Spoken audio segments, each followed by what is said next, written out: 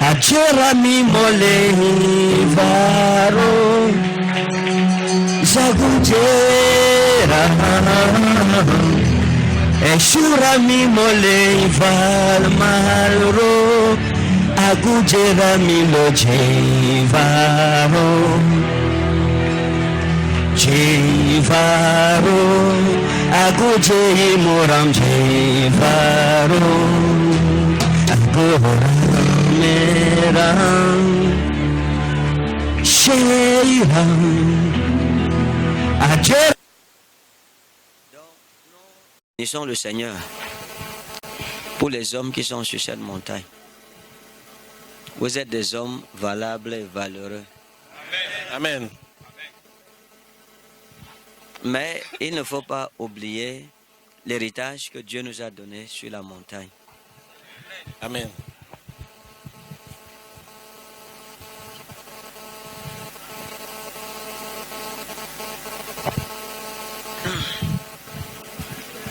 Vous voyez le monsieur ici?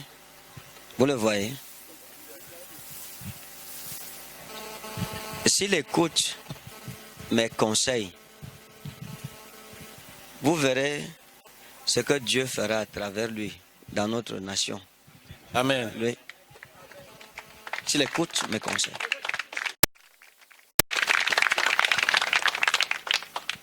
S'il écoute mes conseils. Vous voyez, il dit que lui, né de nouveau, mais il ne sait pas ce que c'est. Lui est de la cathédrale. Mais c'est un peu ce que j'ai expliqué aux hommes de Dieu tout à l'heure. Dieu utilise parfois un bâton pour soumettre l'Égypte et briser l'orgueil de Pharaon. Ouais, il est comme un bâton actuellement, comme quelqu'un qui est dépouillé de tout, qui ne connaît rien du christianisme, mais s'il écoute mes conseils, Dieu le prendra, Dieu l'équipera, et Dieu fera de lui une arme redoutable entre ses mains. Amen. De ma prière, c'est que vous acceptiez Jésus-Christ comme votre Seigneur personnel. Vous comprenez? Oui, c'est pour ça. Dieu... Seigneur, merci parce que tu es bon. Amen. La louange et la gloire au gouvernement céleste. Amen. Duquel nous tirons notre existence. Amen. Et pour lequel nous travaillons. Amen. Que le ciel soutienne la terre. Amen. Que la terre vive le ciel. Amen. Que glorifié dans cette nation. Amen. Au nom souverain de Jésus. Amen. Amen. Amen. Vous voyez, ce n'est pas vous qui avez voulu venir sur cette montagne. C'est qu'une époque a été accomplie dans votre vie. C'est Dieu qui a voulu que vous soyez ici.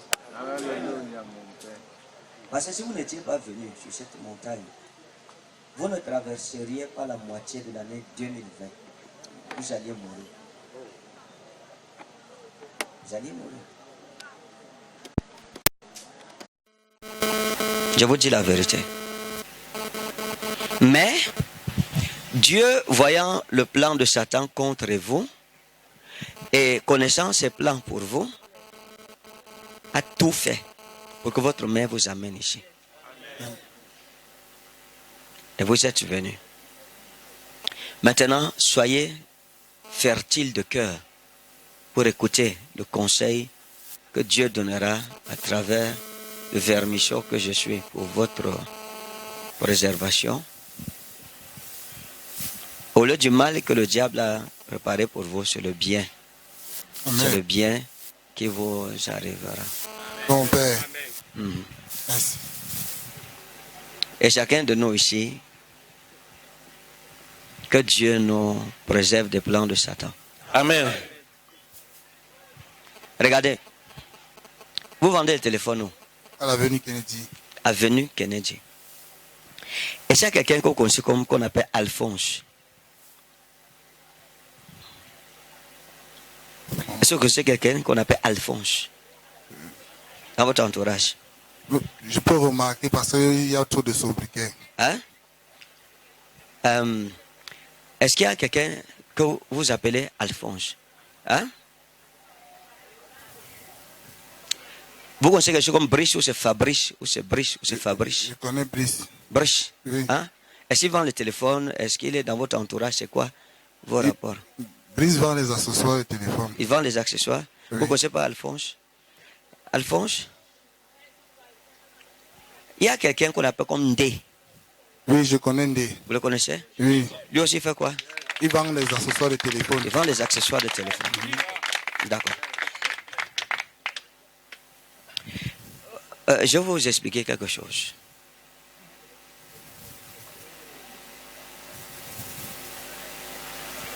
Alphonse est à l'avenue Kennedy lui aussi.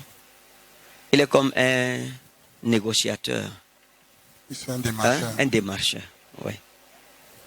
Vous voyez Alphonse, vous voyez Brice et vous voyez Ndé. Votre malheur viendrait de ces trois personnes. Suivez bien ce que je vais vous dire. Oui, Je ne veux pas tout vous exposer, mais je veux juste que vous croyez en moi. Je Vous crois. croyez en ce que je dis. Je crois. Ça veut dire que si je dis que vous alliez mourir en 2020, tout le monde peut le faire. Et si je dis que vous avez des collègues qui ne veulent pas votre bien, tout le monde peut le dire. Mais si j'appelle vos collègues par leur nom et je définis leurs responsabilités, là vous comprenez que je ne joue pas. Que ce que je vous dis est sérieux et que ça vient d'un Dieu vivant. Amen. Donc, vous voyez vos trois collègues ici, à cause du succès que vous avez, à cause de la grâce, à cause de cette attraction que les clients ont vis-à-vis de vous, ne sont pas très contents. Il y a quelque chose qui allait se passer, je ne veux pas parler de ça, en 2020, qui allait causer votre mort. Vous n'avez pas d'amis. Ça, il faut le savoir. Et la faveur que vous ressentez sur vous, hein? La faveur que vous ressentez sur vous, en fait, n'est pas une faveur pour le téléphone. C'est la faveur ministérielle qui a commencé à se manifester. Amen. Dieu fera de vous un grand pasteur dans ce pays. Amen. Vous suivez? Dieu fera de vous un grand pasteur dans cette nation.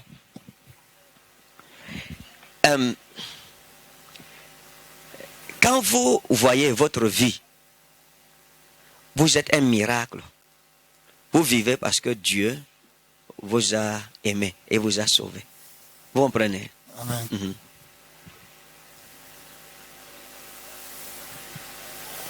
Vous avez connu quelqu'un qu'on appelait Jackie? Hein? Une femme qu'on appelait Jackie. Vous vous souvenez? Je me souviens depuis de longues Hein? dates. Depuis de longues dates. Oui.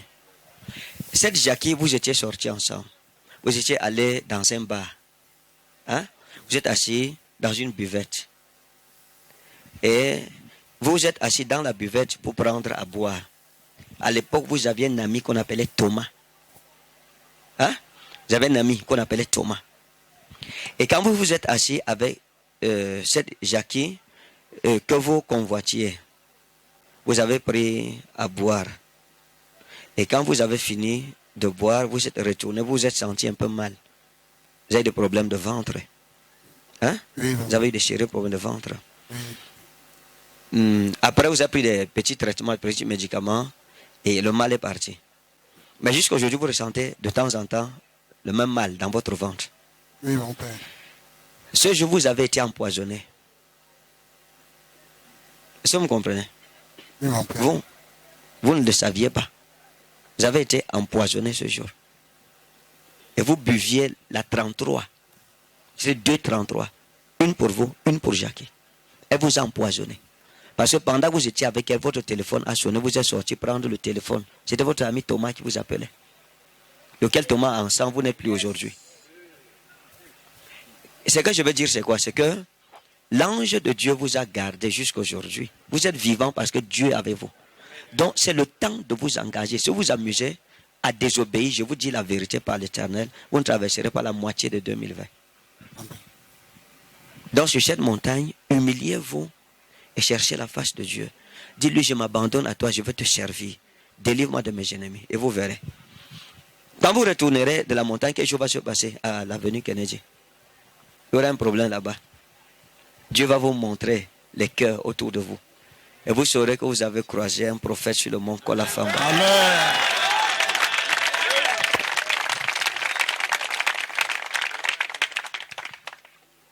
Alléluia. Amen. Prions pour notre frère, prions. Que sa destinée soit accomplie en cette année. Prions au nom de Jésus. Dimari wa inas bravo, bin ka udaman shokreve. Bin Allah utamana dilati wa ina flemi. Ujinali wa inmasko flita. Et nous prions pour notre frère, que sa destinée soit accomplie. Que ta grâce qui surpasse l'or et l'argent lui soit donnée. Que 2020 soit une année de retour à l'éternel pour lui. Seigneur, merci parce que tu nous as exaucés. Au nom de Jésus-Christ, on a prié. Amen. Amen. Amen. Amen. Amen. Vous voyez,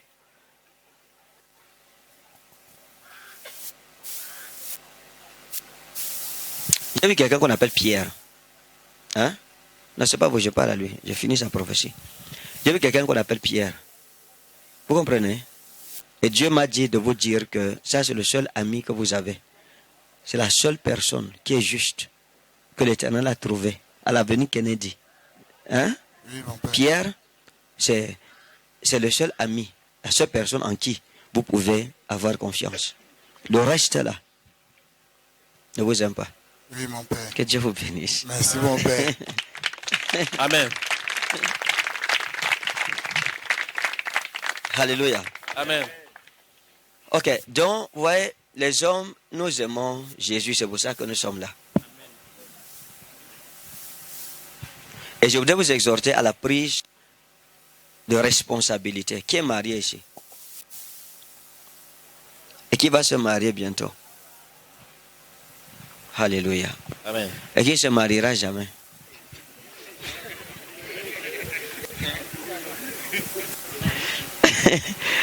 Amen. Maintenant, vous savez, l'homme est un Dieu, un dominateur. Il faut savoir cela. Et je voudrais qu'en descendant de cette montagne, nous descendions comme des dominateurs, pas comme des dominés. Comme des dominateurs. Il est temps et il est l'heure que tu reprennes la domination de ton territoire. Amen. Je vais vous parler de la puissance de Najot. Vous voyez? On ne va pas lire, je vais juste évoquer à cause du temps. Vous savez que David avait les problèmes avec Saül. Hein? Et que Saül voulait tuer David. Et David a fui pour aller chez qui? Chez Samuel. Hein? Vous voulez qu'on lise quand même? Hein? On lit. D'accord. Votre papa vous croit aussi. Et je nous crois à notre papa. Et votre papa vous croit aussi. Donc, lorsque Saül envoie, il dit qu'on a tué David. Et David fuit. Allons dans 1 Samuel 19.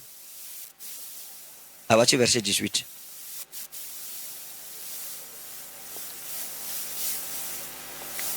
Hein, lisons à partir de 17 même.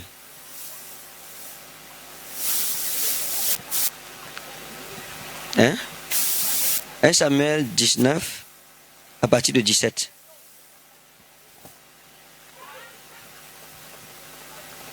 Il n'y a pas de lecteur. C'est la grève ou quoi? Ok. Oui. Je lis au nom de Jésus. Saül dit à Michal, pourquoi m'as-tu trompé de la sorte? Et as-tu laissé partir mon ennemi qui s'est échappé? Michal répondit à Saül, il m'a dit, laisse-moi aller ou je te tue. C'est ainsi que David prit la fuite et qu'il échappa. Il se rendit auprès de Samuel à Rama et lui raconta tout ce que Saül lui avait fait. Il se rendit auprès de Samuel où? À Rama. À Rama. Oui. Puis il alla avec Samuel demeurer à Najot. Maintenant, il quitte de Rama pour où? Pour Najot. Oui. On le rapporta à Saül en disant, voici David est à Najot près de Rama. Saül envoya des gens pour prendre David. Ils virent une assemblée de prophètes qui prophétisaient, ayant Samuel à leur tête. L'Esprit de Dieu saisit les envoyés de Saül, et ils se mirent aussi à prophétiser eux-mêmes. On en fit rapport à Saül, qui envoya d'autres gens, et eux aussi prophétisèrent. Il en envoya encore pour la troisième fois, et ils prophétisèrent également. C'est-à-dire que 3 escadrons de militaires transformés en prophètes. En Najot. Verset 22. Alors Saül alla lui-même à Rama. Donc Saül a dit, ok, comme ça, quand ça vous dépasse, moi-même j'irai et je vais l'éliminer. Oui. Arrivé à la grande citerne qui est à Sékou, il demanda, où sont Samuel et David? On lui répondit, ils sont à Najot près de Rama. Et il se dirigea vers Najot près de Rama. L'Esprit de Dieu fut aussi sur lui. Et Saül continua son chemin en prophétisant, jusqu'à son arrivée à Najot près de Rama. Il ôta ses vêtements et il prophétisa aussi devant Samuel. Et il se jeta nu par terre, tout ce jour-là et toute la nuit. C'est pourquoi l'on dit, Saül est-il aussi parmi les prophètes? D'accord. C'est ce que nous appelons le principe de Najot. Vous comprenez? Lorsque David est en danger, il reconnaît l'autorité de son père. Il ne va pas chercher l'aide d'une armée. Non. Il ne va pas chez un roi voisin, lui étant un général de renom, pour s'associer à l'armée de ce roi ennemi d'Israël pour combattre Saül. Non. David a la conviction que la grâce que porte son père peut le délivrer de Saül, de son armée. Amen. Une grande confiance en l'alliance de son père. Amen. Il va courir parce que les deux, en fait, sont fils d'un même père. Saül et David sont nés du même père spirituel. C'est Samuel qui oint les deux. Mais l'un est loyal et l'autre est déloyal. Donc David va fuir, il retourne, il trouve son père à Rama. Et il dit à son père, on va me tuer. Qui? Saül. Et son père connaît Saül. Et c'est que si Saül les voit deux ici, il va les tuer. Et il dit à David, on n'est pas en sécurité ici parce que je ne suis pas dans mon territoire. Je ne suis pas dans mon domaine. Donc immédiatement retournons. On va à Najot. C'est là qu'il habitait. Quand il arrive à Najot, il y a ce que nous appelons l'inviolabilité du territoire prophétique. Quand tu es dans ton territoire prophétique, personne, il n'y a pas de roi à Najot. C'est les prophètes qui font les rois. Et c'est les prophètes qui détiennent le livre de la royauté. Ce n'est pas les rois qui font les prophètes. Il n'y a pas de roi à Najot. Non. Le roi, c'est à Jérusalem là-bas, si vous voulez, à Bethléem partout. Mais à Najot, c'est le territoire d'un prophète. Et lorsqu'il envoie les soldats arrivent. Et puis, quand ils mettent les pieds, dès qu'ils mettent les pieds au-delà de la frontière entre Rama et Najot, dès que leurs pieds touchent Najot, l'onction du prophète qui règne royalement sur tout Najot les saisit. Et les transforme de soldats à prophètes. Pour l'instant, pour leur escale, l'instant d'escale à Najot. Et puis ils sortent, ils comprennent. Quand ils sortent de Najot, leur raison revient. Je dis, qu'est-ce qui s'est passé? Tu prophétisais? Non, tu prophétisais. Ils rentrent en discutant, tu es devenu prophète. Les gens disent, un prophète avec le camouflet, comment? Tu prophétisais. Ils sont arrivés, ils ont dit à Saül que non, on ne peut pas. Dès que tu touches le sol là, c'est seulement la prophétie que tu commences à faire. Tu balances les armes, tu sais où tes armes se trouvent. Saül pense qu'ils ont été corrompus. Il prend de nouveaux soldats, il les renvoie pour tuer David. Ils arrivent à Rama, tout va bien. Dès qu'il met les pieds dans Najot, c'est... ainsi parle l'Éternel. Et ils prophétisent, et ils reviennent. Et puis, troisième contingent, et Saül dit lui-même, ok, quand vous faites ça, j'irai moi-même et je vais les tuer. Et il arrive, pour lui c'est pire. Il prophétise sans caleçon. Ouais, il prophétise sans caleçon. Pourquoi? David est derrière son père. Lorsque tu es derrière ton père, ton ennemi prophétisera sans caleçon. Amen. Je vous dis. Hein? Et il prophétisait sans caleçon. Il s'est déshabillé. À Najot, il n'y a rien de hasardeux. Tout a un signe. Et chaque signe a un sens. Amen. Il s'est déshabillé lui-même de sa propre royauté. Il est tombé nu, comme un esclave, devant David. Et il a prophétisé. Et j'ai demandé à Dieu, mais il prophétisait quoi? Le Seigneur m'a dit, il prophétisait la royauté de David. Amen. Amen. Il disait, David est roi. je ne mérite pas le trône d'Israël. Je ne suis qu'un usurpateur.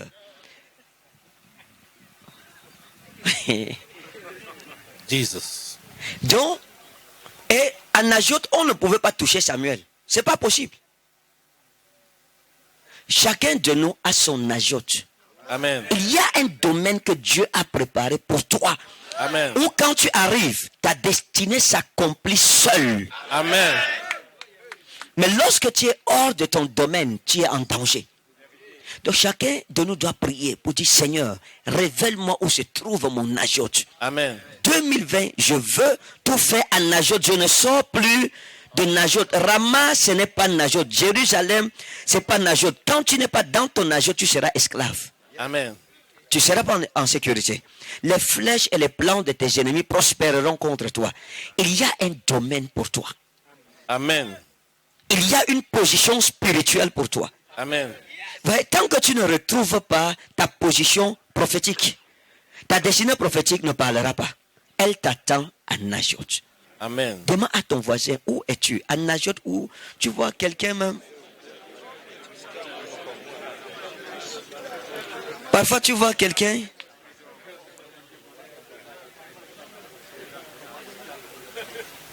Tu vois quelqu'un. Il est assis au carrefour Ngoulmekong, il dit que je suis à Najot. Quel Najot, frère? Tant que vous ne retrouvez pas votre place, chacun de nous a une place devant Dieu. Amen. Chacun. Tant que tu ne retrouves pas ta place,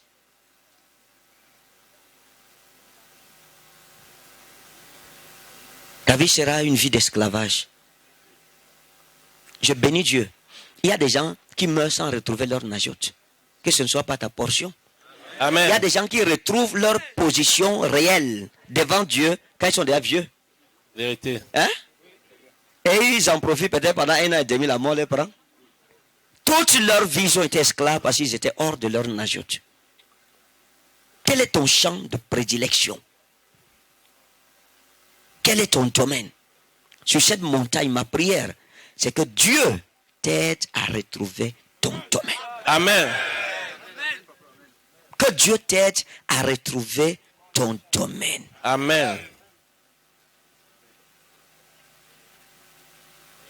Ouais, la Bible parle de Ruth. Lorsque Ruth était avec sa belle-mère, Noémie. C'est Noémie, non? Naomi. Calmez-vous. En hébreu, on dit Noémie.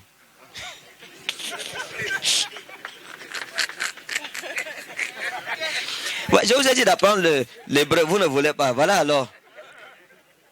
Hein? Vous maintenant,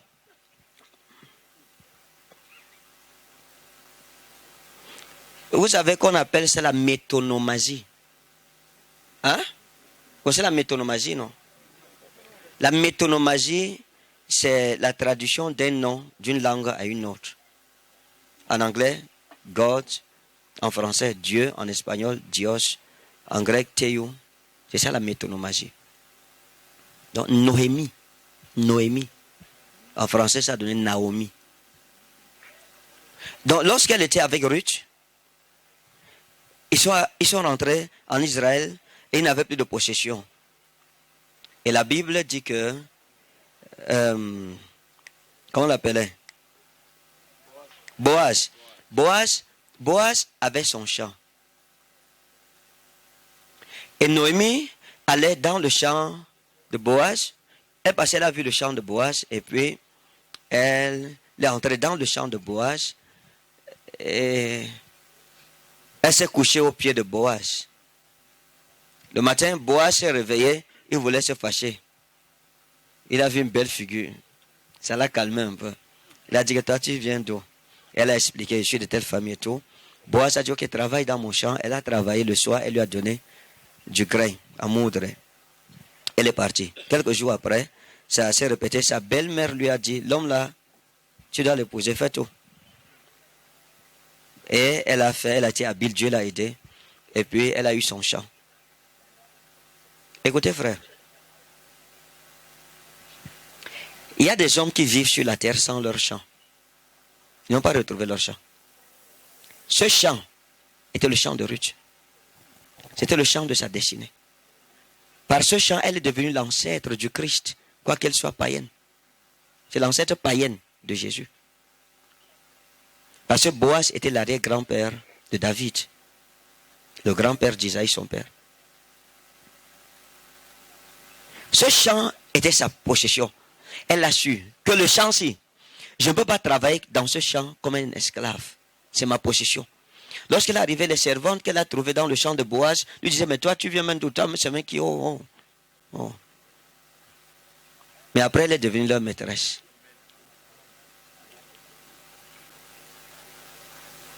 Celle qu'elle a trouvée comme servante et qui lui disait, toi, tu sors d'où?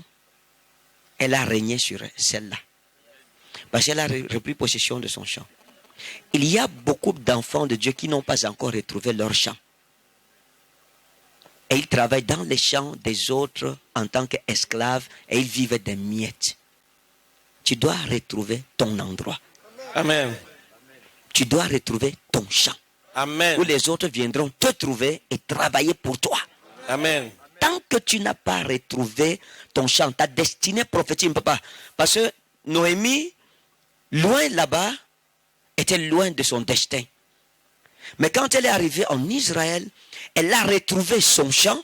Quand elle est devenue la femme de Boaz, à partir de là, ça a déclenché l'accomplissement de sa destinée prophétique en tant qu'ancêtre du Christ. Amen. Et si elle n'avait pas retrouvé ce champ, et si elle ne s'était pas mariée avec Boaz, elle n'aurait jamais été la femme pour laquelle Dieu l'avait créée. Dieu l'avait créée pour être l'ancêtre de Jésus. Quoique les païens étaient interdits dans la généalogie juive, elle est entrée montrant la préfiguration de l'insertion de l'Église dans le plan salvateur de Dieu. Elle était l'image de l'Église d'aujourd'hui, des païens qui entrent pour devenir un avec le peuple de Dieu. Vous imaginez que le sang païen coule dans les veines de Jésus? Pour une femme qui a su discerner que ça, c'est mon champ, et je le prendrai. Nous manquons de discernement. Nous ne reconnaissons pas notre champ. Oh, Dieu nous a établis comme chefs. Boaz régnait en chef dans son champ. C'est un homme très riche. Mais la Bible vous dit qu'il dormait dans son champ. Vous comprenez qui c'est? Il défendait son territoire. Il défendait son champ. Il défendait sa terre. Il défendait son héritage. Mais combien d'entre nous, en tant qu'hommes, avons nos champs? La majorité. On n'a pas de champ. Je parle des champs spirituels. N'allez pas faire les champs de manioc. Vous dites que le prophète dit sur la montagne que chacun doit avoir son champ. Et tu commences à ensemencer le maïs. Non. Non, non. Je parle de ta destinée. Être dans l'endroit, à ta place. La place où Dieu veut que tu sois. C'est en 2005 que j'ai découvert que Dieu m'avait destiné prophète. Heureusement pour moi, j'avais 27 ans. Ce n'est pas trop tard quand même. Ouais. Donc c'est ça. Dieu, c'est là que je suis appelé à servir Dieu. Dans tel domaine. Tu peux être même dans le ministère, mais tu n'as pas découvert ton champ. Dis à Dieu, Seigneur, je veux connaître mon champ. Tu peux être en train de travailler, tu travailles, tu sèmes. Quand tu finis de travailler, c'est l'heure de moissonner. Là, on te dit que, bro, c'est le champ de trucs que tu as ensemencé. Viens, on va te montrer. On va continuer à chercher ton champ. Ça, c'est le champ de quelqu'un. C'est comme ça que parfois, nous investissons dans les champs des autres, pensant que c'est notre champ, et on en sort perdant. Je bénis Dieu de ce que j'ai retrouvé mon champ. Amen. Frère, je ne suis pas à Yaoundé. Je ne suis pas sur le mont Kolafamba. Je suis à Nachot. Amen.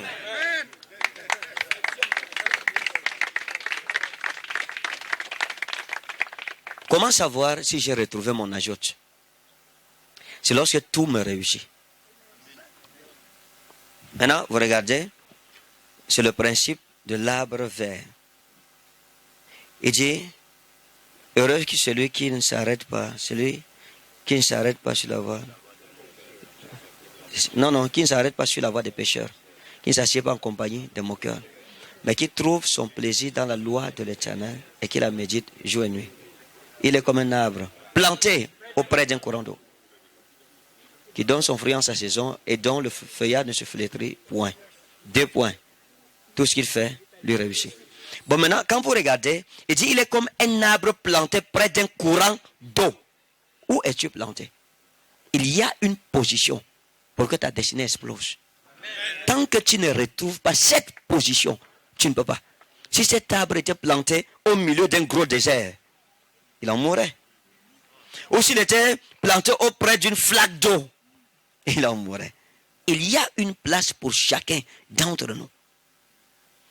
Donc la prière que nous devons faire, parce que nous avons la responsabilité de la famille et donc de l'humanité. Nous sommes les pères de famille. La famille, c'est le nucléo, le noyau de l'humanité. Tu es appelé à être chef. Tu es né chef. Et dans tous les cas, tu es même né vainqueur, avec les gènes de la chefferie en toi. Quand Dieu a fini de créer, il nous a remis. Retrouve ton jardin d'Éden. Il faut retrouver ton jardin d'Éden. Vous savez qu'il y a au moins 40 millions de spermatozoïdes. Lorsque nos pères ont rencontré nos mères, ils ont déposé au moins 40 millions de spermatozoïdes. Juste pour aller ovuler.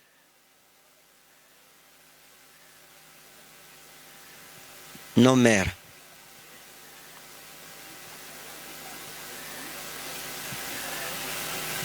Pour un seul ovule, 40 millions de compétiteurs. Tu étais parmi à l'époque. La course était lancée. Ce qui viendrait sur la terre. Tu as vaincu 40 millions moins un compétiteur pour vivre comme tu es. Beaucoup de tes frères et sœurs sont morts en cause spermatozoïdes. La flore vaginale a tué beaucoup. L'acidité a tué beaucoup. La distance a éliminé beaucoup de tes frères et de tes sœurs. Mes condoléances. Mais tu as traversé ces obstacles. Merci ma femme. Toi aussi mes condoléances. Tu t'es battu. Les meilleurs des meilleurs parmi les spermatozoïdes sont arrivés à l'ovule. L'ovocyte 2. Les champions, parmi les champions. Maintenant, la course, la mission, c'était qui percera l'ovule, le premier, pour y pénétrer. Tu sais quoi? Parmi les champions, toi, tu étais le champion des champions. Jesus. Tu es entré, tes frères et tes soeurs sont morts. Et tu as fécondé l'ovule. Et tu es venu sur cette terre. Donc, il n'y a pas de médiocres qui naissent. C'est les vainqueurs. Le fait que tu sois né vainqueur, ça dit que les gènes de la victoire sont en toi quand tu étais encore un spermatozoïde. Donc ce n'est pas aujourd'hui que tu vas venir montrer que tu es un faiblard. Non, tu es champion. Si tu as remporté toutes ces batailles, parcouru toutes ces distances et remportant chacune des épreuves devant toi, ce n'est pas les épreuves de la vie, mon ami, qui vont te stopper. Tu es né victorieux et tu mourras victorieux. Amen. À chaque fois que j'ai un gros obstacle devant moi, je pense quand j'étais encore un spermatozoïde. Des souvenirs lointains de mon passé, de héros et de guerriers. Frère, 40 millions de compétiteurs et tu sors le premier et tu acceptes que Satan vienne te faire chier? Non! Tu dois dire, mon ami, ce n'est pas possible.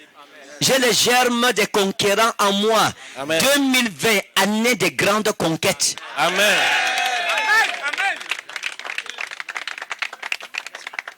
Donc n'acceptez pas la médiocrité parce que Dieu ne vous a pas fait médiocre. Personne parmi nous ici n'est médiocre. Vérité. Si tu étais médiocre, tu ne serais pas sur cette terre. Les médiocres sont morts parmi tes frères et tes sœurs. Ils sont calés en route là-bas. Donc changeons de mentalité. Dans tous les domaines. Changeons de mentalité. Amen. Maintenant, la responsabilité de la famille nous demande d'être de bons pères. Je me tiens à vous exhorter là-dessus. Soyez de bons pères. Ne soyez pas des Ben Laden dans vos maisons. S'il vous plaît. N'ayez pas de velléités sécessionnistes et séparatistes dans vos maisons. Soyez de bons pères. Si vous êtes des hommes de Dieu, soyez de bons hommes de Dieu. À la maison, soyez un bon père. Avec votre épouse, soyez un bon mari. En tout cas, rendez votre famille heureuse. Amen. Rendez les gens autour de vous heureux. Amen. Ne terrorisez pas vos familles. Soyez doux. Si ton Amen. caractère est mauvais, si tu n'es pas encore marié, prie que Dieu transforme ton caractère pour que tu sois doux et glamour. Amen. Et que Dieu nous préserve la villageoisie. Parce qu'il y a des frères, tu te demandes s'ils sortent directement du jardin d'Éden. Aucun sens d'humour.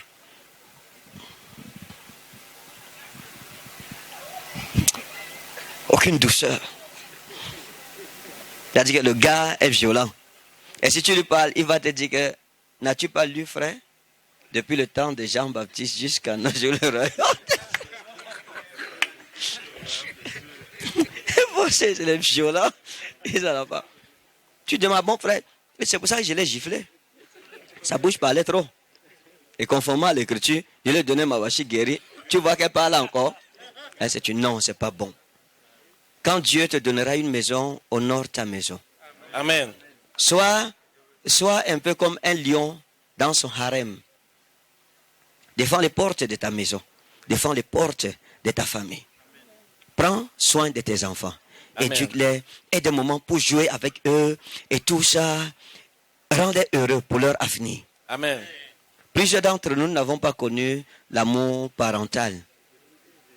Et si nous transmettons la même frustration à nos enfants, on a échoué. Je ne veux pas. Moi, je n'ai pas connu l'amour d'un père. Hein? Vous voyez que nous tous, on est dans la même sauce.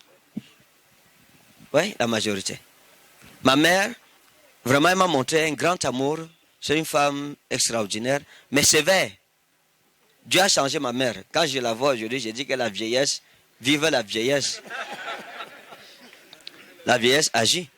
Parce que ma mère avait l'éducation où tu fais ou tu ne fais pas, tu vas faire, mon ami. Un jour, elle m'a trouvé, je fumais le chanvre indien. Elle a pris le courant. Elle m'a fouetté avec le courant. Hein. Elle a pris les deux têtes là. J'ai eu 2 cornes ici. Tu ne peux pas répéter. Quand j'ai commencé à grandir, quand je dérange, elle dit ok. Elle veut courir comme avant m'attraper. Elle sent que je ne peux plus, elle ne peut plus. C'est fini. L'enfant a grandi. Elle me laisse aller. Et j'aimais beaucoup le riz avec le lait, le dambo. Aïe. Le jour où maman faisait ça, je ne me promenais jamais très loin. Pourtant, je disparaissais. Même 1 mois, on ne sait pas où je suis. Mais le jour où on fait le dambo, manger toujours toute la cuisine. J'assiégeais la cuisine. Et le soir, quand maman rentre, elle ouvre la mamie, c'est vide. Qu'est-ce qui s'est passé? Elle ne sait pas. Moi-même, je ne sais pas. Donc, quand je pars, je reviens. Quand je reviens, quand je la dérange, elle dit que, ok, maintenant tu connais courir, non, on va voir ça. Elle fait le dambo. Quand j'arrive, je dis la mère bonjour. Elle dit oui, ça va, ça va. Il n'y a rien pour moi. Elle dit qu'il y a non. J'entre dans la cuisine. Je guette. Elle dit non, c'est dans la chambre. Je dis que dans la chambre. Elle dit oui. Elle est dehors, elle cause avec son ami. Hein. J'entre au salon. Je ressors vite. Je trouve qu'elle est en train de causer, elle n'a même pas mon temps. J'entre, j'arrive à la porte de la chambre. Mais je ressors vite. Elle n'a même pas mon temps. J'entre dans la chambre. Je fouille vite, vite, vite. Je ressors. Je dis, je n'ai pas vu. Elle dit, c'est sous le lit. Comme j'aime. Ouh, Où est ton trésor? Là sera ton cœur. Donc, j'entre dans la chambre, vite. Je plonge sous le lit, vite. J'entends, bam, la porte se ferme. Le temps de sortir la tête du lit pour savoir ce qui se passe, je vois qu'elle tourne la chicotte comme ça entre ses mains. Que je t'avais dit que tu as les pieds pour courir. Mais je suis ta mère, j'ai vu le soleil avant toi. Alléluia. Et elle disait souvent ceci. Ta soeur peut ne pas aller à l'école, mais toi, mon ami, tu vas aller. Parce qu'elle, un homme qui a, peut l'épouser. Mais toi, c'est toi qui dois nourrir ta femme. Et donner un avenir à tes enfants. Donc, quand nous regardons la vie, hormis la vie éternelle, la chrétienté et tout ça, tu as la responsabilité de bâtir une famille. Et une vraie famille. Une famille pour laquelle tu es prêt à te sacrifier. Une famille pour laquelle tu te bats pour le bonheur de tes enfants. L'apôtre Paul a dit, ce n'est pas aux enfants d'amasser un héritage pour leurs parents, mais c'est aux parents d'amasser un héritage pour leurs enfants. Pour moi, un parent qui demande l'argent pour amener son enfant à l'école n'est pas digne d'être parent. Ce n'est pas une fierté. Tu ne peux pas accoucher pour que d'autres prennent soin. Prends soin de ta famille. Retrouve la fierté du lion que tu es. Retrouve la fierté du chef que tu es. Dieu nous a donné comme gouverneur sur sa création et donc sur ta famille, tu es un gouverneur. Gouverne et qu'on ressente que tu as gouverné avec amour, avec cet amour, pas la violence. Violence verbale sur le plan de l'action et tout ça. Non, sois bon. Aime ta femme, aime tes enfants, aime ta famille, défends ta famille. Dieu te donne, aide ta famille. En tout cas, fais en sorte qu'après ta mort, tu sois enterré pas dans les entrailles de la terre, mais dans la mémoire des hommes. Amen. Que Dieu te bénisse. Amen.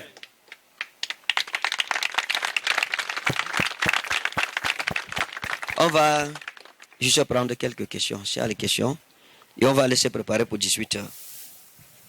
Parce que 18h là, demain on va rentrer. Demain nous préparons nos offrandes de connexion et prophétique pour 2020. Le matin, demain c'est louange, célébration, impartition. Chacun va rentrer étant touché pour une autre dimension. Amen.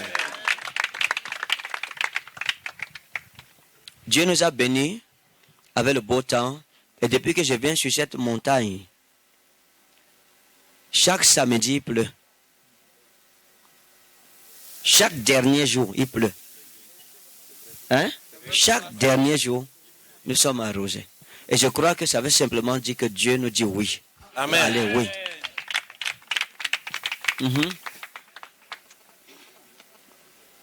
Vous pouvez rester assis, papa, il n'y a pas de problème. On est entre hommes. C'est entre hommes, quoi. Il n'y a pas les femmes. Nathan, tu es ma femme. Oui, papa, bonsoir. Bonsoir. Je remercie l'opportunité que vous m'offrez, malgré que ma voix est rauque. J'ai beaucoup crié la nuit à prière. Je suis un homme de prière en provenance de Bafa. Ok. Oui, à l'ouest. Amen. Wow. Je vous poursuis depuis Saint-Sciences. Vous me poursuivez. Depuis Bafia. Oui. Et depuis le palais des sports.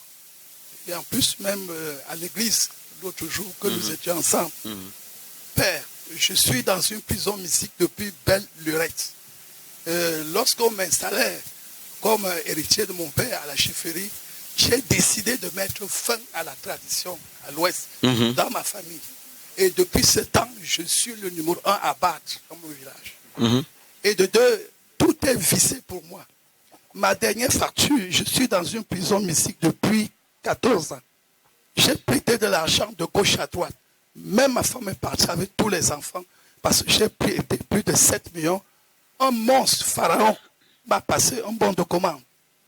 Dès que je livre, il me donne 10 jours pour payer. Depuis 14 ans, il me traîne. Il dit qu'il préfère dépenser même 50 millions qu'il ne me donnera rien.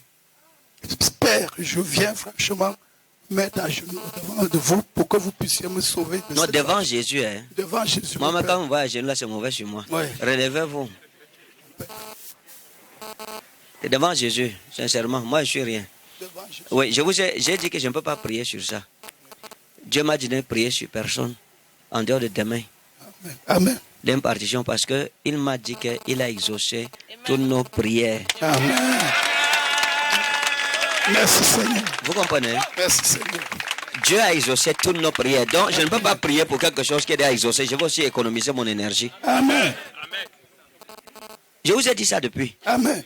Je reçois. B, je leur ai expliqué que depuis que je viens sur la montagne surpassée, Dieu m'a lavé. J'ai pleuré dans ma tente comme un enfant. Paresseux. Tu n'as pas fini le programme de cette année. Et si tu as mal fait, tu avais dit de faire comme ça. Mon Dieu, j'étais frustré. J'étais découragé à la limite. Je suis venu dire aux frères que c'est mauvais chez moi. Prier pour moi, c'est mauvais. Cette année en venant, c'est vrai que j'avais une petite crainte quand même. Mais au fond de moi, je savais qu'il y a des choses que j'ai faites, que j'ai réalisées. Et je savais, vous voyez, quand vous faites un examen, vous avez comme le sentiment que vous avez réussi. Et là que je prie, toutes les prières que demande Dieu, dit oui. Tout ce que dit, ça passe. Tout. C'est la nuit que je me rends compte, je voulais venir vous voir. Le premier jour, Papa Semblé vous a tenu. Je voulais venir dire, stop, stop. Le ciel est ouvert. Donc, demandez. Les choses là vont s'accomplir entre le 1er décembre, entre le 1er janvier et le 31 décembre 2020. Amen. Je reçois. Vous comprenez? Amen. Donc, soyez tranquilles. Amen. Dites simplement à Dieu sur cette montagne ce que vous voulez. Amen. Ça arrivera comme ça. Amen. Que Dieu vous bénisse. Et en ce qui concerne l'héritage, quelle est la conduite à tenir, papa? Parce que personne ne veut me sentir parce que j'ai dit non aux vices, coutumes et traditions. Et tous les villages et la honte, ils sont tous contre moi. Oui, il faut seulement supporter, non, c'est la persécution. Amen. Hein? Il faut supporter. Si vous avez agi avec justice, le Seigneur vous gardera. Rien ne vous arrivera. Vous comprenez? Donc, c'est un peu ça. Si vous avez agi comme ça, ne vous en faites pas.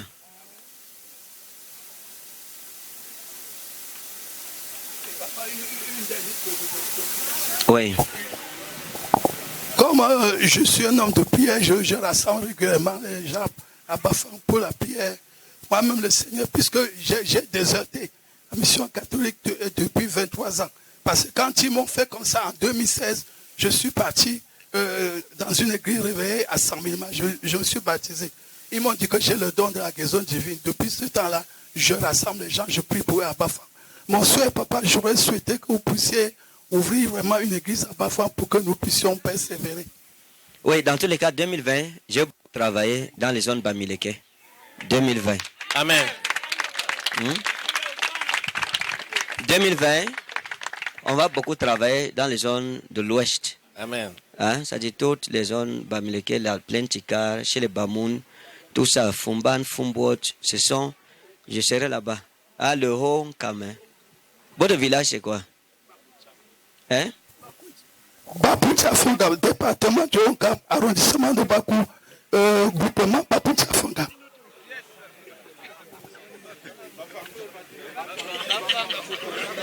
D'accord. J'ai compris.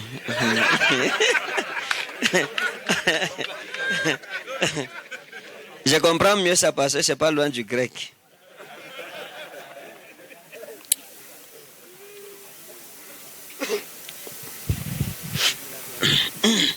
Dans votre village, c'est quoi? Hein? Bapoutia Fonga.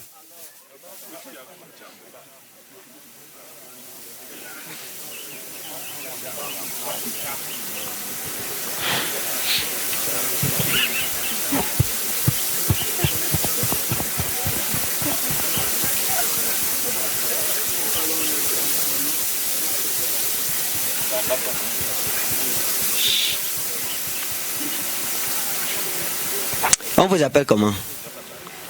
Oumale Tite Jean-Marie.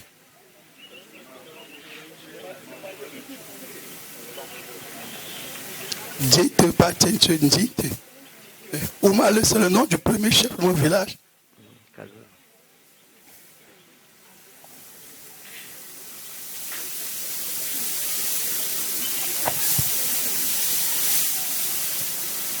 Mhm.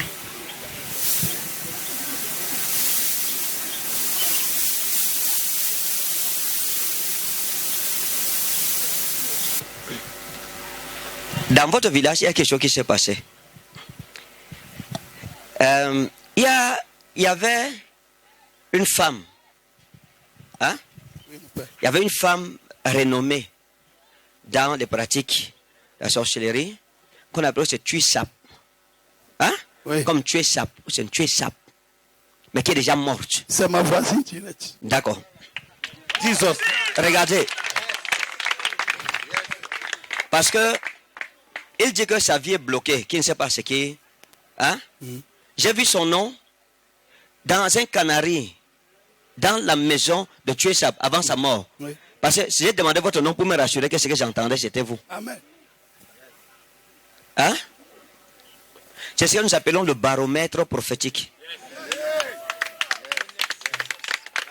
Le baromètre prophétique, c'est l'unité de mesure de la prophétie. C'est-à-dire que Dieu te dit, ok, il y a celui c'est Oumal. Et il y a une femme qui l'a bloqué, tu es ça. Et puis, tu poses la question, votre nom c'est quoi? Il dit c'est Oumal. Tu sais, ok, d'accord, c'est ça. La prophétie est exacte. C'est de lui qu'il est question. Maintenant, tu peux dire avec assurance qu'il y a une guérisseuse qui était à côté de lui, qu'on appelait tu es ça. Vous voyez? Donc, c'est ça. Les leçons prophétiques. Maintenant, écoutez. L'année qui vient, il y a un vent qui va souffler dans votre village. Amen. Vous comprenez? Amen. Il y a un vent qui va souffler dans votre village. Et il y a toutes les personnes qui ont été responsables de votre malheur dans la sorcellerie vont tomber quand vous rentrez à partir du 1er janvier. Amen. Vous me suivez? Amen. Les gens vont tomber l'un après l'autre, l'un après l'autre, l'un après l'autre. Et ça va toucher votre chefferie. Oui. Mhm. Parce qu'il y a des problèmes qui sont arrivés jusqu'à la chefferie. Par rapport à votre comportement, les échos sont allés jusqu'à chez votre chef. Et il y a des notables qui se sont tachés. Rassemblés contre Oui, moi. oui, par rapport à... Oui. Papa, Oui. je voudrais augmenter du vin à votre moulin. J'ai été fou. Augmenter à quoi? Hein? J'ai un peu d'eau sur votre moulin pour dire réellement ce qui s'est passé à la chefferie. Où est le moulin là?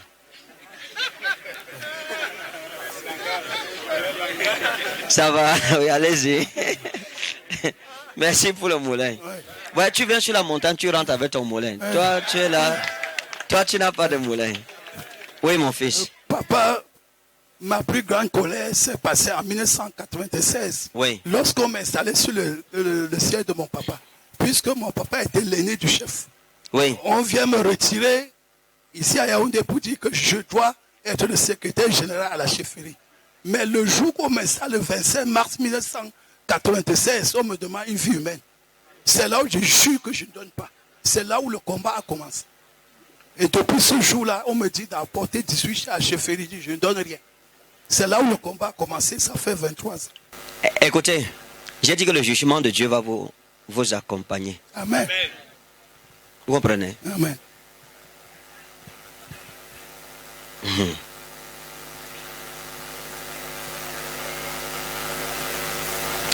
Le jugement de Dieu va, allez-y. En tout cas, allez, vous allez voir ce qui va se passer. Amen. Soyez en paix. Amen. Oui.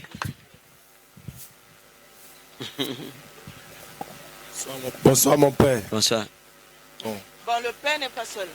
Bonsoir. Bonsoir mon père et ma mère. Bon. Moi j'ai beaucoup de préoccupations. Mon père aussi. À tous. Vous êtes tous mes parents. Merci.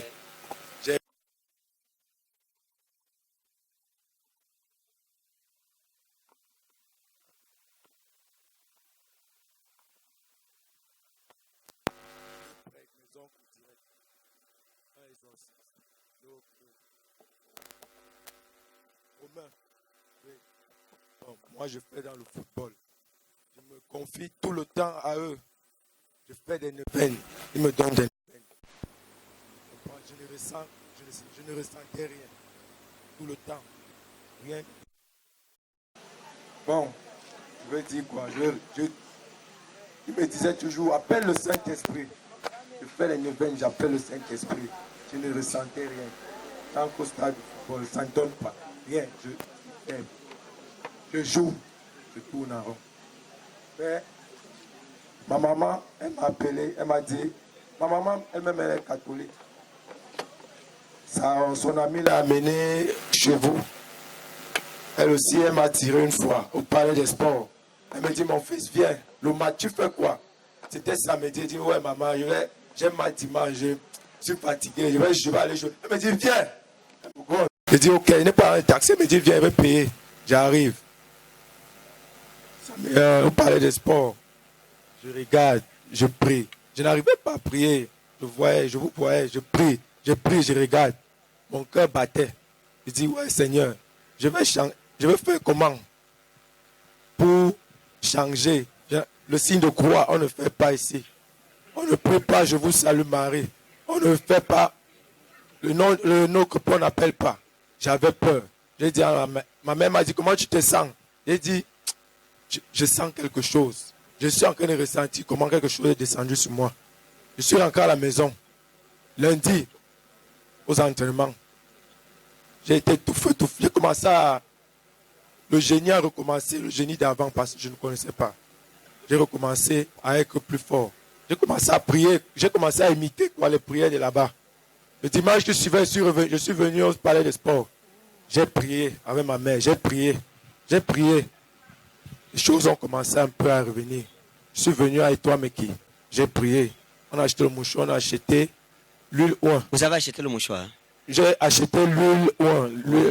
L'huile d'onction. L'huile d'onction. Oui, l'huile de faveur. L'huile de faveur. Vous avez eu le mouchoir comment? Ma mère m'a acheté le mouchoir. Ah, les gens vendaient le L'huile de faveur. J'avais des problèmes sur mon pied droit. Je n'avais même plus à courir. Voilà, ça il y avait les cicatrices, la monoteille, tout ça là. J'ai frotté, c'est parti. Maintenant, ma mère a tout fait, m'a dit, tu sais, ma mère ne travaille plus. Elle-même, elle a eu le problème dans son foyer, elle cherche actuellement le travail. Ça ne donne pas. Mes frères même sont malades, je suis l'aîné de ma mère. Parce que j'ai juré que moi, je vais sortir ma famille grâce au talent que j'ai le football. Mais je vais mettre Jésus derrière moi. Je ne vais pas pratiquer, je ne connais pas le marabout. Oui. Ok. Bon. Nous sommes arrivés. J'ai complété mon argent pour payer le badge, pour me rendre ici.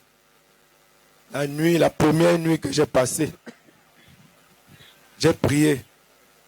Mais la nuit que le Saint-Esprit est descendu, je suis tombé. J'ai pleuré, j'ai bavé. J'ai tremblé 2 jours. J'étais fatigué. Je n'ai jamais eu cette fatigue. Mon corps était comme des pierres, comme si on m'a tabassé. J'ai expliqué ça à mes voisins, les pères qui sont avec moi. Ils m'ont dit, mon fils, laisse. Donc, je voudrais que ça vous m'expliquer ce qui s'est passé dans ma vie. Est-ce que quand je vais descendre ici, je voudrais savoir vous m'enseigner comment je vais prier. La Bible, là, je lisais souvent comme un profane. Je veux savoir, vous m'enseignez, me dites comment je vais me comporter après ici, parce que c'est ça ma peur quand je vais descendre sur cette montagne. Parce qu'on fait que me dire, on va me fuir, on va me faire ceci. Et j'ai inscrit mon nom dans le baptême, où pour m'engager. Je veux m'engager. Je veux me dire comment ça va se passer ici après. Comment je vais prier. Parce que ce changement de l'église à chevaux là, c'est ça. Parce que là maintenant, mon cœur bat. J'ai peur. Comment je ne sais pas. Parce que je priais. Chez les catholiques, je priais. Je faisais des neuvaines. Je faisais tout ce que mes oncles me disaient. Donc, où je suis là, je réfléchis quand il va arriver. Parce que j'étais aussi collé mon oncle. On va lui dire peut-être, parce que ma tante, j'ai laissé une nouvelle à ma tante que je pars au pèlerinage avec ma mère. Je viens prier. Elle voit vos chrétiennes. Elle dit que moi je ne crois pas trop. Elle dit tu verras.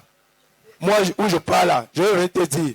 Donc ma crainte c'est que je ne veux pas qu'elle, en tout cas je laisse, même si elle dit à ma famille que je suis encore dans les églises et réveil baptiste, ce n'est pas mon problème.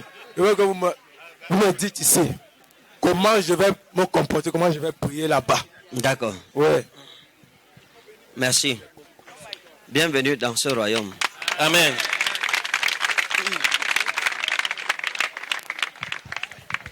Premièrement, il faut savoir que quand vous acceptez Jésus comme votre Seigneur Sauveur personnel, il vous attirera des problèmes. Mais c'est des problèmes merveilleux.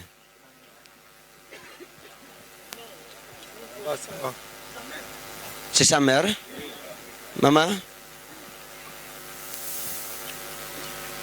Que Dieu vous bénisse. Merci. Amen. Sur cette montagne, cette année, Dieu restaure les grandes destinées. Amen. Vous avez gagné le gros lot Amen. en lui montrant le chemin de Christ. Amen. Lorsque vous acceptez Jésus, moi j'étais musulman. Je suis du Nord, je suis de Garoua. Mon nom de famille c'est Baba Garoua Hamadou Husseini. Je suis né dans l'islam. Je ne me suis pas converti, je suis né dans l'islam. Mes yeux se sont ouverts dans l'islam et j'ai étudié le Coran. Et j'appartiens à une famille Peul de grande renommée à Garoua. L'une des grandes familles de Garoua. Donc accepter Jésus-Christ comme Seigneur Sauveur personnel, c'était une grande traîtrise, une trahison pour ma famille. Et je suis unique à mon père comme garçon. Donc quand j'ai fait le choix de Jésus comme mon Seigneur et Sauveur personnel, quand j'étais convaincu qu'il est ce qu'il me faut pour être sauvé, j'ai compris que la religion, on ne suit pas bêtement les gens. C'est une histoire individuelle. Est-ce que cette religion résout mes problèmes? Est-ce que je serai sauvé après ma mort? Quand j'ai fait une perspective cavalière, je me suis rendu compte que l'islam ne résolvait pas mes équations. Mais Jésus, oui. Et quand j'ai accepté Jésus-Christ, l'argent que mon père me donnait, je suis allé acheter une Bible avec. Je la mettais sous mon matelas. Un jour, je méditais, et le Seigneur, j'ai lu le passage qui dit: allume-t-on la lampe pour la mettre sur les boisseaux, ne la mettons pas sur le chandelier afin qu'elle éclaire quiconque entre dans la maison. J'ai compris que Dieu me disait qu'il est temps que tu m'exposes. Ne me cache plus dans ta chambre et sous ton matelas. Alors ce jour, j'ai fini, j'ai posé ma Bible sur le matelas, j'ai fait le tour de notre quartier en chantant: dis-moi qui tu aimes, si ce n'est pas Jésus. Hey! Dis-moi qui tu aimes. Hey! Dis-moi qui tu aimes. Dis-moi qui tu aimes, si ce n'est pas Jésus. Oh, dis-moi, dis-moi, dis-moi. J'ai fait le tour. Quand je suis arrivé devant la porte, j'ai trouvé mon père debout. Il m'a dit: Bagaroua, la Bible que j'ai vue dans ta chambre, elle appartient à qui? Je n'ai pas répondu. Il m'a dit: depuis quand tu es devenu chrétien? Il m'a dit: Isa et Muhammad sallallahu alayhi wa sallam ne peuvent pas cohabiter dans ma maison. Ou tu choisis Muhammad, tu es mon héritier, ou tu choisis Jésus, tu prends tes affaires, tu vas chez Jésus. Je lui ai dit: papa, vis éternellement, que mon âme vive. Parce qu'à l'époque, je parlais comme Jésus, quand je n'avais pas encore de pasteur. Quand je parlais, je disais toujours: en vérité, je te le dis. Donc je prêchais en disant: le royaume des cieux au milieu de vous. J'ai dit: papa, j'ai choisi Jésus. Il est devenu rouge de colère. Il m'a dit: ok, entre. J'avais environ 15 ou 16 ans. Entre et prends tes affaires. Et va chez Jésus. Il m'a donné 6 000. Il m'a chassé. Ma famille m'a régné. Mais aujourd'hui, ils me cherchent. Parce qu'ils ont vu ce que je suis devenu avec Jésus.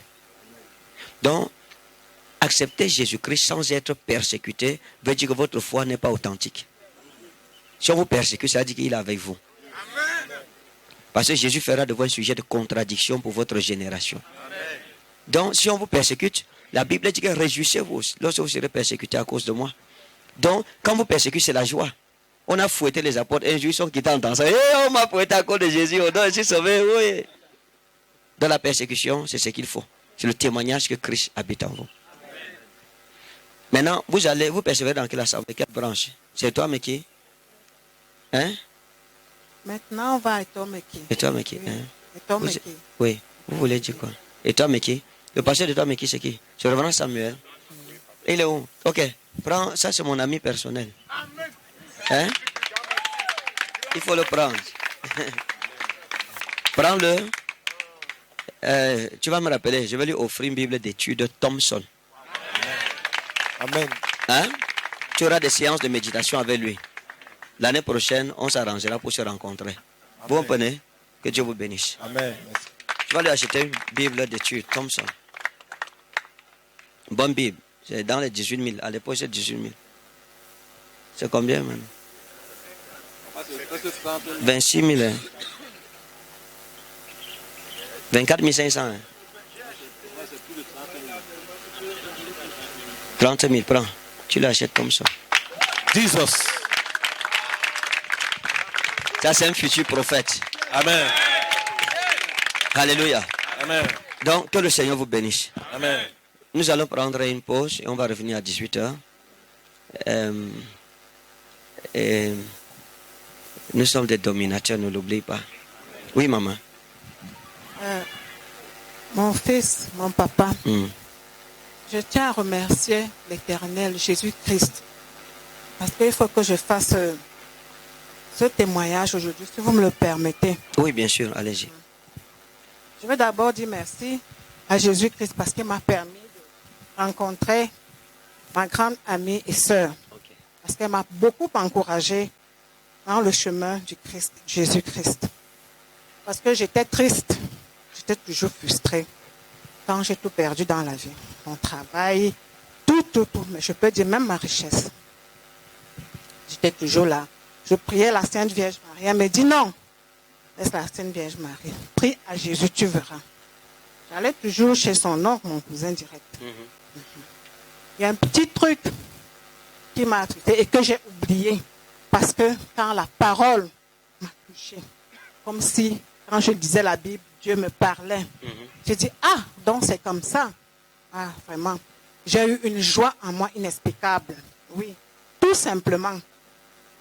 À partir de la télé, les versets qu'on me disait, je relevais, je parlais. Même si je n'avais pas d'argent, je n'avais pas à manger, mais j'avais une joie. Je remercie Dieu et Jésus-Christ. Oui, à travers mes amis. Ma soeur qui est devenue ma soeur. Elle me dit, allons, ne te décourage. J'ai dit merci aujourd'hui. Alors, il y a un seul problème, que j'ai un petit souci au niveau de mon époux. Il me dit, je ne suis pas contre mes parts. Mais si les pasteurs m'appellent un jour, je ne vais pas venir. J'ai levé la main pour essayer de vous dire que vous m'aidez dans ce sens-là. Parce que je voudrais être avec lui, avec ma famille et mes enfants ensemble. D'accord. Vous êtes une bonne mère. Amen. Une bonne épouse. Amen. Vous avez prié pour ça, Dieu vous a exaucé. Si. La Bible dit dans Proverbe 21, verset 1, le cœur du roi est un courant d'eau dans la maison de l'Éternel. Il incline partout où il veut. Le cœur de votre mari est dans la main de notre Dieu. Amen. Comme un courant d'eau. Amen. Quand vous avez dit qu'il incline vers sa maison, il vous a exaucé. Amen. Vous comprenez? Oui. À partir de votre fils, vous verrez ce qui va se passer.